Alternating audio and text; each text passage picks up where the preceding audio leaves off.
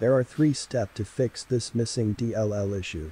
First, we need to download the file from the site. The link is provided below in the description. Click on the download button.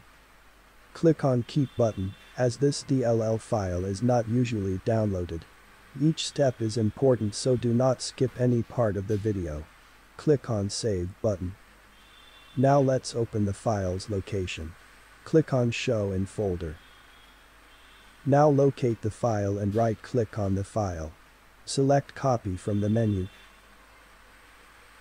Now, click on C drive. Follow my screen, we need to paste it at its location. Navigate to Windows directory. Now, here, on this screen, we need to search for System32 directory. Open it. So this is a location for the file. So just right-click on a blank area and select paste. Click continue when asked. Now right-click on taskbar and select task manager. This is going to be important step. Click on file.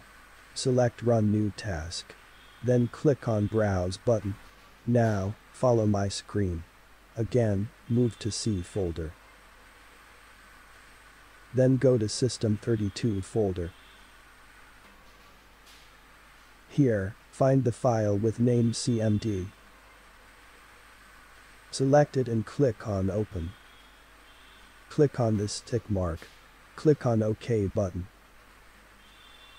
On the command prompt, type this command to update GP. The commands are in the description. Now, we need to check the disk. So type this command now. This may take a few minutes. You should be good. If you still face the issue, then I will help you out in comment section.